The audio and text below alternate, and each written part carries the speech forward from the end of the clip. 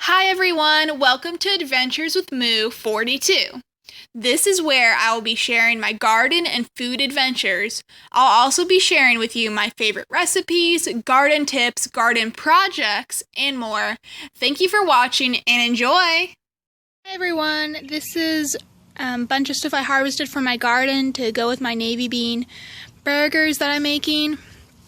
And so this tomato, it fell off, so it's pretty heavy, look at the size of it. So I'm going to let it ripen on the windowsill, or I might bake it into baked green tomatoes. And then there's some other tomatoes that just need a couple days to ripen. But I got a bunch of basil that's going to be going into the burger, and then I got some lettuce for a topping. I have some oregano that's going to be fresh oregano that's going into the burger. There's some green onions that are going to be used as topping, along with a couple sugar snap peas there. But yeah, and it's good. I'm excited to make the basil into a pesto. Hi everyone, before I get started in how to make these navy bean burgers, I wanted to thank an amazing friend and neighbor for the tripod setup that they gifted me. Hopefully it will take away all these shaky camera videos and it'll now be super stable. And it's been amazing to use it so far.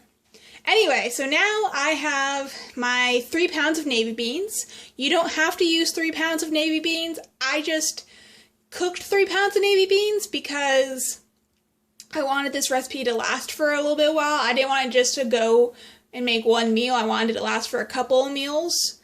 And so if you're using canned navy beans, just make sure they're heated up so they're easier to mash. Now, this masher is a favorite tool of mine recently to mash all the beans. So I'm going to be mashing these beans up until it's all mashed.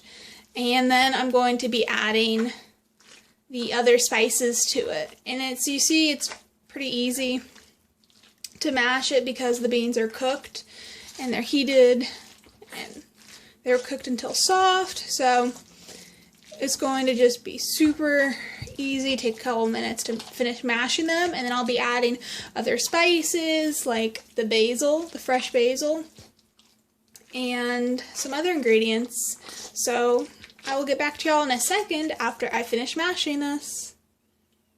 Hi everyone, so my navy beans are now mashed, and I took about 1/2 cup of basil and I chopped it up, a fresh basil from my garden, and I took about, let's see here, it's about 1.5 tablespoons of fresh oregano, and I'm going to be adding that into the mashed beans, like so. And then I'll be mixing it all together. We're just going to add it right on top, because I'll have to mix everything in anyway. Okay. Next, I'm going to add a bunch of spices. So I'm going to add 4 tablespoons of garlic powder because I love garlic powder. That's 2, 3, 4. And then next I'm going to add a tablespoon of onion powder, because I don't want the onion powder to be too strong.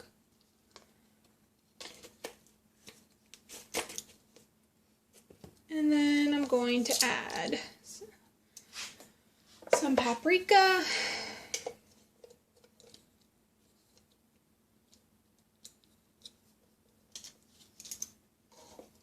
I'm going to add 3 tablespoons of paprika, 3 teaspoons of paprika. 3 teaspoons. And then I'm going to add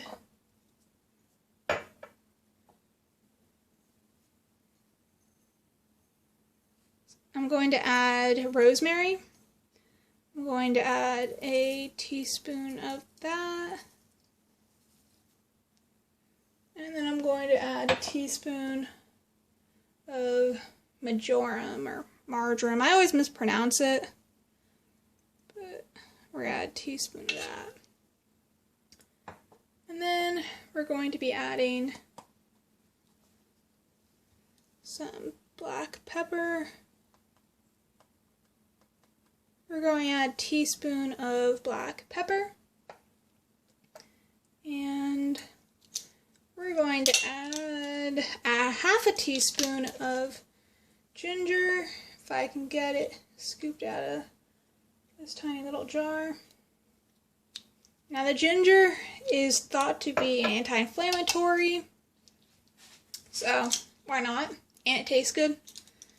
And then I'm going to add a tablespoon of turmeric. Now turmeric gives everything a nice coloring, and then it's also thought to be an immune booster.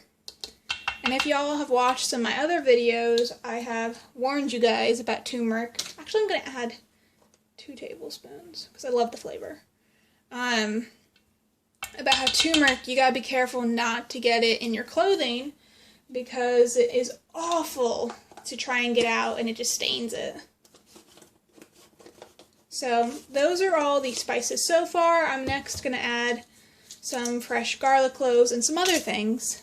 And I'm gonna mix it, and it'll help just, even though I still have to add stuff, I'm gonna mix it and just help get a feel for the texture. And yeah. Hi everyone, so it is now mixed and look at that lovely turmeric color. Now I'm going to add 4 cloves of garlic that have been minced. Just add them like so, and those will need to be mixed in because you can almost never have enough too much garlic. I mean, there's a point where it'll burn and be too much, but in this case it's not too much. Anyway, now I'm going to add 2 cups of, you can add either 2 cups of breadcrumbs, or I had some matzah meal someone gave me, and I blended it. And you just add 2 cups of it in, and that'll help mix it as a binding agent. And now that is going to be mixed in also. And then I'm going to check the consistency to see what I want to do next. Hi everyone, it's now mixed, and I'm not going to add anything else to it because they form great patties. So what you do now is you take a spoonful of mixture like this, which is about 4 tablespoons, 3.5 tablespoons, and then you're going to put it onto a parchment-lined cookie sheet. Oh, before I get any further, preheat your oven to 390 degrees Fahrenheit. And as I was saying, you take this spoonful and you're going to put it on a parchment-lined cookie sheet. You're going to flatten it out and then form it into a shape of a patty, like so. Let's see if I can try and angle this here. Aha! So you can see it's parchment-lined and how I formed it into a shape of a patty and about how thick it is. And you're going to just continue doing that until you have all the cookie sheet lined, and then you're going to pop it into the oven. And I will get back to y'all on the times in 1 second. They needed 20 minutes to cook on one side before being flipped, and then cooked for 10 minutes on the other for a total of 30 minutes in cooking. And you can see how they have a nice crisp top and they're not mushy. So they're a nice solid burger. Again, that's thanks to the components like the matzah meal inside it. And I will show y'all a finished burger with all the toppings in a second. Hi everyone, I just wanted to say something before I finish this video up. The pesto was a complete fail. I didn't even like how it went with the garlicky Italian seasoning navy bean burger anyway.